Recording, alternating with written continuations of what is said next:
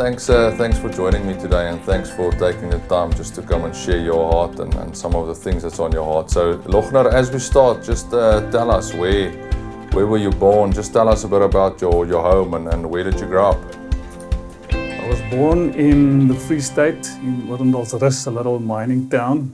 My father was a detective, so he chased rank, as they do, from town to town. So we moved quite a lot, and then Pretoria, then Durban, back to Pretoria. So it was quite a few moves. I think I was in 3 or 4 primary schools. Luckily, at just one school in high school. But yeah, that's the round and all of that. Okay. And any brothers or sisters? I've got one younger brother, Wynand, 2 years younger than me. Mm. And then I've got a really nice stepbrother and a half brother. Okay. Yeah. Okay. Awesome. And then after school, did you go and study, or what did you do after school? After school, I studied arts. Really enjoyed that. Never ended up doing it. But I paid my own studies, and I got a loan study loan from Help Mekaar. Okay. And to pay that back, I used to buy and sell art, and that just became more of a business. And I think by the end of my second year, I didn't want to study anymore. I was just trading art. Okay. But I decided to finish anyway. So I got my degree, but yeah, that was my studying career. Okay. And tell me, so after the study, so currently, what are you currently doing now? Just maybe tell us about your business and what you're doing currently.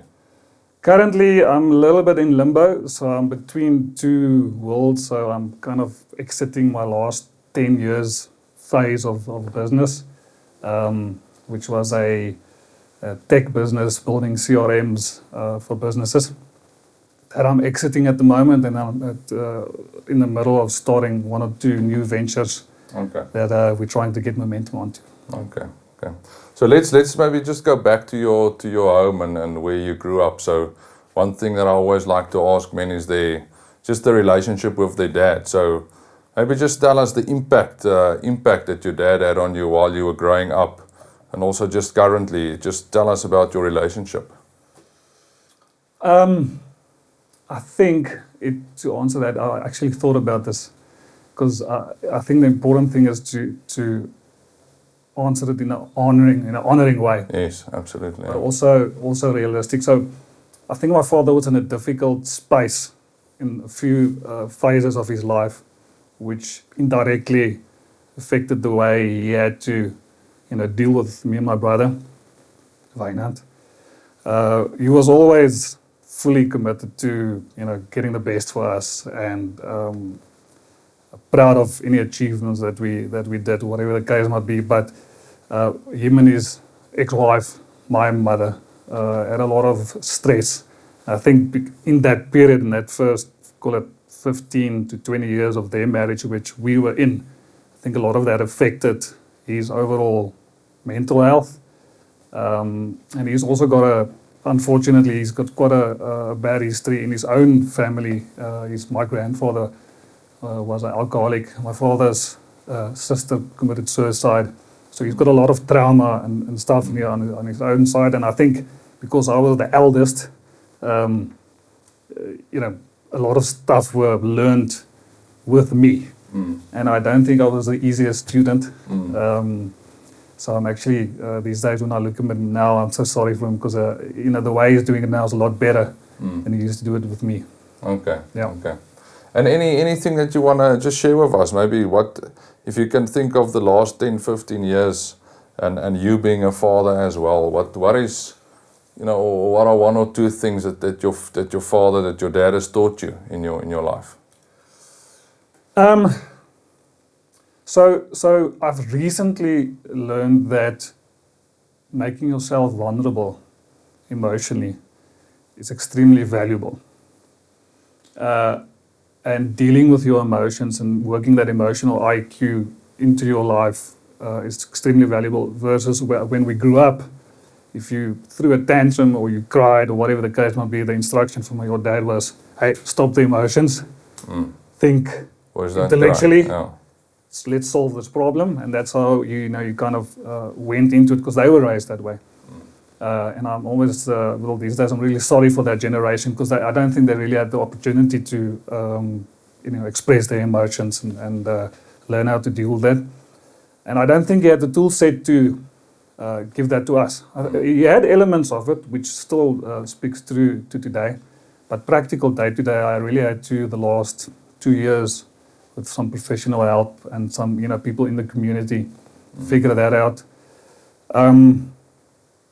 That has a massive effect on your mental health when your emotions aren't processed.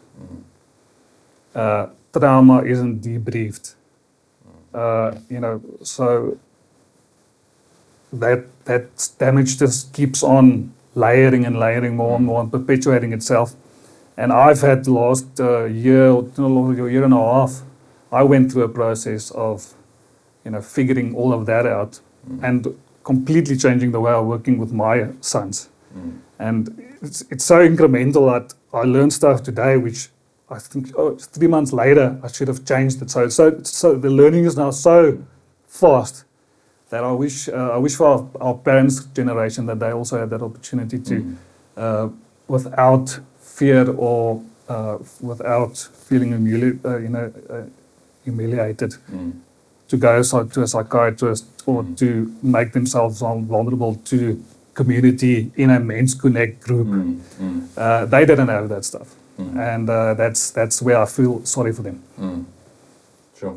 And tell me, just going back to the mental health issue. So one thing that I've picked up from you is the massive impact you've had in your life by just sharing and just by talking about stuff. I mean, as men, we all go through stuff. We all have difficult issues to deal with, but a lot of men don't talk about it because they feel it's not manly. You don't share your emotions. You don't cry before other men. You always need to stay strong and be strong. But maybe just tell us the benefit. I mean, so you've been surrounded by a great community of men who've helped you over the past few months, call it years, and you've also sought some professional help. Maybe just as a man, just talk us through that. So I can imagine if someone tells me now I need to go and find professional help, it doesn't come easy. I'm not going to phone a psychiatrist and start just sharing my heart. So maybe just take us through that. So I think to lead into that, I was very intentional for quite a long time to test different avenues to try and fix my stuff. But tell us about those avenues as well. Yeah, so I mean, you could try and drink them away. Yeah, like most of us do. We try, yeah. As students. Then, as an adult after my divorce, which we can talk about a little bit later, I found about psilocybin, read up on it, and a friend of mine introduced it. And the next thing for about 4 years from there, I was treating myself with psilocybin mushroom trips. Okay. Every quarter or so, every 3 months, and I was quite confident that was working for me.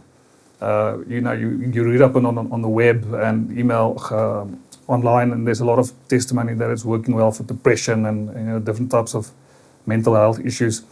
What else did I try? I also tried once or twice with a psychologist with my ex-wife. That didn't work. Isolating yourself,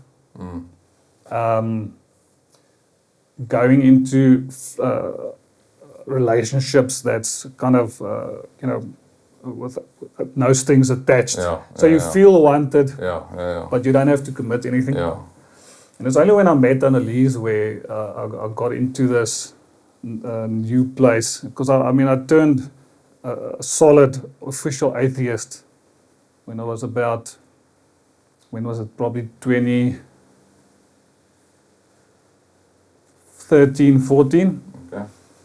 And, you just read up on all these rationality books, and I just read everything. And then I started treating myself. I said, but you don't have to worry about that, because rationally you can just think it away or rationalize it away. And temporarily, I think it did work. But then when you stop it, all those demons and stuff just starts coming back. So when I met on the league is the first few months of our relationship when we, for instance, had a quibble. It was quite. I just didn't know these emotions that popped out of me. And it turned out that I had to go, and I was willing to do it for the first time to go to, and actually one of our friends in the church suggested that I go and see a psychologist. Very quickly, probably about 3 weeks later, realized that I was diagnosed with bipolar 2, which when I heard it, I was like, this as well. But I just decided on that day that I'm not going to be embarrassed about it. I'm not going to make it like a new part of my identity. It's not a psychologist. What do you call the medical the psychiatrist? She explained it to me really well. It's a chemical thing in your brain. It's you inherit it from somebody. It's like sugars. What do you call it? Suikerziekte. Yeah. Okay. Let's call it diabetes. Yeah, diabetes. Yeah. And you've got medication that you need to drink to manage it. And one of the things I had to do is I had to stop using alcohol immediately. So there's lot of change that happened. Yeah. And I just decided that I'm not going to do it silently. And that's been my help so far. Sure. And just on that, so the men in your life, so you've built deep relationships with other men in your life, which really lifted you up. I mean, all of us need that. A lot of men don't want to go that deep with relationships, but we need it. So just share the impact that those men. So I know you're in a men's group. You've told me. So there's men who really speak into your life. What impact have those men had in your life just by sharing and talking every week to them? I remember the first time, it's all online, so you jump on a call, and I remember the first time I joined the call. I think we were about 6 of us. And one of the guys which I knew relatively well, and I really looked up to this guy, because you meet these people, business, high positions, whatever the case might be, and you look at these beautiful families, and he just blatantly said, I'm going to mention it here. And I was shocked. And I just realized him saying it to these other guys is his treatment. And I was absolutely shocked. I told my wife afterwards, I was like, I can't believe this guy just said this on a call. And these other guys just sit there and they take it kind of nonchalantly. He wasn't judged. He wasn't thrown out of the group. In my previous life, I would say if you had to freely state stuff like that, you were either opening a Pandora's box of your friends, which you shouldn't, or just break socially your circles. So immediately, that was my first meeting and the first example in that first 5 minutes where I realized, okay, this is a place of honesty and truth, and I can say what I want to. And it just flows from there, and that was amazing, and it's absolutely changed my life. Okay, and also, so you mentioned earlier in your life you went through a divorce. What impact did that have on you? I mean, a lot of men, I think also nowadays, we go through stuff, and some of us go through divorces, and it definitely has an impact on our lives. So obviously we deal with it in a different way. So maybe just tell us the impact that it had on you. It still has an impact. Okay. And when was it? How many years ago? That was 2017. I moved out of the house, and then the divorce was finalized in 2019. Okay, so it's about 4 or 5 years ago, more or less. Yeah. Okay, all right. Anyway, so that was, I think, a little bit further back. That's what happens when you've got a stressful life. Your memory just goes away. Anyway, so, listen, it seems like when I look back at my life now, it's a series of bad decisions based on flawed, worldly thinking, and not in a space where I could have friends around me to say, listen, that one, she's nice, but not for you. So that marriage was a failure from the start, unfortunately. We tried our best to try and make it work. Tried for about the last 4 years to try and make it work. Lots of drama in between, because I mean it's so stressful on both the persons, and now we've got 2 kids as well. They were small when we were going through all of this, and I just realized one day that, listen, it's causing more damage than good, so I just decided I had to go, and that, to this day, I'm still paying the price. And it's not just me paying the price, my wife pays the price. My new 2 kids who I inherited is paying the price. Often, when you've got dynamics or whatever the case might be. So it's you never get rid of that. I accept it as it is. I don't get depressed around it. But it is unfortunately, I come from a divorced house myself. It's unfortunately, how can I state it? It's Satan's way of really devastating a family to the point where there's almost no recovery ability. It's a miracle if any of those individuals recover and become stable, happy humans. It's almost a miracle if that happens. Yeah, and the great thing about that is that's the reason for my question, because I've seen it in so many men's lives where they have been divorced before, and where, through the power of the Holy Spirit and the power of God, they just changed, and something inside of them changed. So that miracle is definitely out there. We're waiting to happen. So also a very interesting thing for me, and a powerful testimony of your life, is the fact that you were a full atheist. You didn't want to have anything to do with Jesus and with religion and whatever. So just thinking back of your life again, when did you become, is it a decision that you make? I mean, one day you decide you're an atheist, or has it just been like that forever? I was in a Calvinistic Afrikaans world where you don't divorce. And so the dominee comes to your house, and he comes and helps, facilitates, and they pray. And I was a Christian. I mean, went through the normal So you saw these things in your house where the dominee came over to come and pray. I grew up. My father especially is a deep Christian. I haven't seen how deep it is, but I know he's got a deep relationship with God. But I never inherited that to that degree. I think he found it later on with a lot of pain, probably. But I was a social Christian. So, you go to church.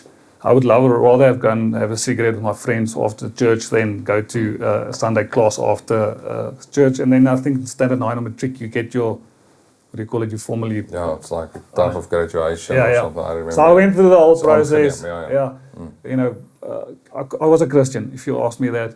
And then at some point during and leading up to the final divorce, I was so tired of these Christian influences trying to save this marriage, and it's just getting worse and worse and worse, that at some point I was just extremely vulnerable, and I met a friend at that stage who became a business partner of mine, and Satan just had me at the perfect place to be open to something new. And he introduced me to a new way of thinking. He gave me a book. I think it was Christopher something, can't remember his name. And I read the book, and it was amazing. It just completely blew me away. It's like I was living in a dream world in my life. This is, the spirits, and the reality is you live, it's terrible, you die. And so that made a lot more sense to me. This pain and this suffering makes sense now. I don't have to. There's no hope that you kind of hold on to, that somehow, somewhere if you pray, that somehow it's gonna get better. Because it didn't. The more they prayed, and the more people prayed, and the more we prayed, and it just got worse and worse and worse. So at that stage, probably took me a matter of, I don't know, call it 3 to 6 months, gradually just sinking into it. And that first mushroom trip just opened my eyes. Like, listen, this is what it is. It's and that's how I got into it. Okay. And how old were you then? 39, mine probably 32-ish. 32. 31, 32, yeah. And then were you quite outspoken in that as well? Yes, in places where you can be. Okay. So, in our business, where you're the shareholders and the directors, you kind of, you say what you want to, and the people just have to hear it and agree. But in family world, you wouldn't raise that in a Calvinistic Christian world. So, I'm sure my parents picked it up. I stopped going to church, and they didn't really ask questions, but they definitely noted that I wasn't the same person. You don't become a Satanist. You just become something in the middle. You're still a good guy, and you help people next to the road, but for another reason. It's just because you're a nice guy. Okay. And then tell us, so then you met the Lord in between. So then you started having this, or building this relationship with Jesus quite recently. Just take us through that. How did that start? Being an atheist and being a Christian and really having a passionate, as I know you now, you've got a passionate heart and a passion for the kingdom. So how did that change? So it was my third Tinder season. My first Tinder season, I had a girlfriend. The second one, I was just messed around by a few of them, and then I decided, because all of them just want to move into a house. Okay. She's got a nice house and a Porsche. So I decided my third stint, I'm gonna, because I was living in Victoria, I was gonna put myself in Joburg. So I'll date girls in Joburg, so that we don't have this issue where they want to, where they want to move in. Yeah. Wow. Okay. Anyway, and probably in a week in, we still don't know who liked who. We matched, me and Annelies. And I think a few chats later, we met for a lunch. I'll never forget, because she told me she's got kids, and I asked her, when did you get divorced? And she's like, I'm not divorced. I was like, it's one of those girls again. They just on Tinder to have affairs. Turns out her husband passed away tragically a year or so before that.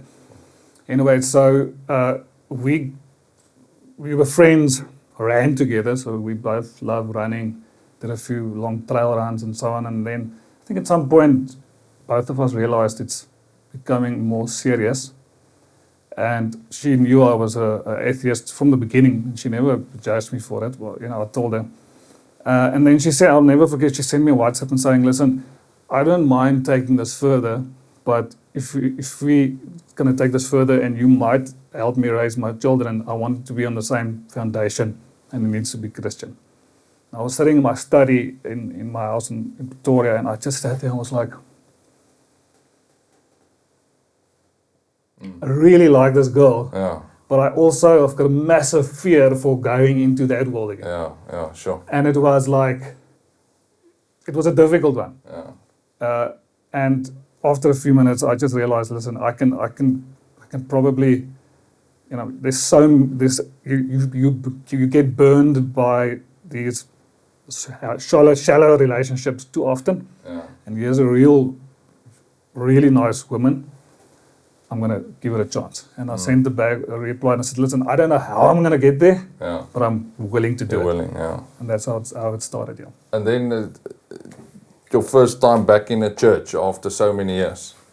Well, the first thing happened is she invited our pastor to come to her house in Joburg. Because I sat there with him and I said, listen, I'm open to go into this process, but I need to re-architect my brain to find an image of a God. And it's difficult. If you for so much time believe that the sky is blue and all of a sudden somebody tells you it's green, but it's not green, you can't see it, you need to reprogram yourself. So I tried to do it too intellectually, and it didn't take. So that's struggled for quite some time. And Annelies, got frustrated with me. She wanted to see movement. She wants the stuff to happen. And it actually happened the first time really where I had COVID. And I had to stay at home, so she told me to go and stay at her place. And I was lying in bed, and she told me to watch some videos, and it's from the Bible Project. Okay. And I watched a Bible Project video about Escalates. I'm pronouncing it correctly. Prediker, Escalates. Yeah.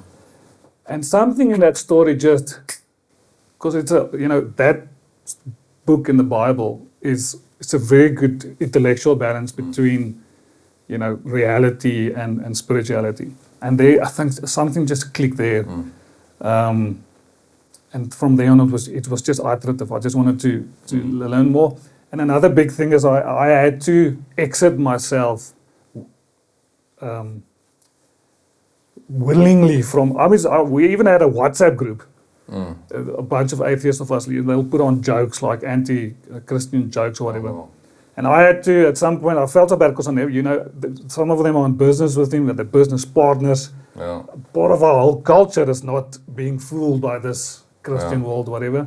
And I had to exit out of that world. It's such a big part of it, and it was really difficult. One day I had to write a WhatsApp and resign from atheism. Yeah. And that ultimately led to where I am now, where I had to get out of that business. They completely just completely messed up the relationship to a point where, and it was difficult because I had to see it through. I paid a price for it, but ultimately a price worth paying. I'm looking at the moment. Sure. And tell me, so how has this changed your life, man? Just looking forward now. I mean, when did you decide to become? When did you become Christian again after being an atheist? What's it now? 3 years back. 3 years back. So just over the past 3 years, what's been different in your life? Just as a father and as a husband again now, being married again now, and as a businessman.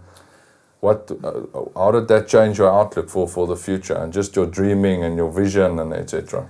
I tell Annelies this all the time, but she doesn't understand it. It's more difficult to be a Christian than being an atheist. It's easy to be an atheist. It's really easy. It's an intellectual exercise, and this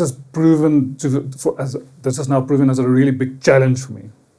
Daily, even like I told you earlier, even just getting to this interview was a massive drive. I was just blocked emotionally and physically in places where something just didn't want me. So the last, I would say, 2 years, I figured out that there is another realm which is real. I absolutely believe in it, and if you don't believe in it, then it's difficult. I'm kind of sad about for people who don't, but this intrigues me. I like the fact that it's not just me and you, and we're going to die, and then it's finished. So I like that complexity behind it. I love the narratives. I started, loving the stories in the Bible. If you really read the Old Testament stories, for instance, normally I always knew about the Old Testament, but that, the Jews do that and whatever, it's boring. But if you really follow an Abrahamic narrative, it's dramatic and it's beautiful and it really fits perfectly into modern life as well. So I think if you go into the effort, but I was led by the Holy Spirit step by step, not knowing, you don't realize it. It just happens. Happens. And also it just seems like the Holy Spirit is doing amazing things in your life, just having this clarity of what the Holy Spirit can do and wants to do in your life, as a man and being a husband and being a father. Yes, so now it's a problem as well because I'm very conscious of the fact that my theory at the moment is that Satan knows that I know too much about him, and that I've got this ability to speak to people who's there and tell them the difference, and he's at war with the Holy Spirit in me. Sure. And it's extremely difficult. I was literally a few hours earlier from this session sitting in my car, really down, like. Something happened that I wouldn't say suicidal, but it's like I'm sitting there thinking, can I do this? Do I have the willpower and the emotional power to push through this drive that this negativity is trying to get me out of doing this? So that's what I think has changed my life, and I'm trying to put that through to our children, to the kids. But again, also it's not an easy road if you do it properly. It's not we go to church on Sundays and then it's done. But well done, man. I want to compliment you on that for fighting the fight, man. It's definitely worth it. And maybe just by ending off, Lochner, if I was to ask you, if someone came to you, I mean, just all the stuff that you've been through and all these things that you've been through over the past 2 or 3 years, if I come and ask you, and Lochner, how does a man of God look like? I mean, or what is a man of God? I mean, it's a question a lot of people have. What is a man of God? How would you, in your words, how would you explain that? My favorite character in the Bible is Elijah. Because if you read his story, he was extremely assertive when it mattered, but he also suffered from depression. So, he had this massive highs and lows. And in my mind, that authentic man who can share with me that he's down. And I see him a week later knocking, doing big deals or whatever the case might be. That's for me a holy man who you can authentically see the seasons and the stuff happening in his life. And it's not just putting this Facebook or social Christian, everything's happy, charade in front of him. That vulnerable, authentic person, because those are the men who really, in my mind, open the hearts of more men to switch over. Awesome. Lochner, thanks, man. Thanks for your time. And thanks for your heart and just sharing your story, man. I really believe that a lot of men will be impacted through your story. And thanks for that, and all the best for the future. Thank you. Cool, man. Great.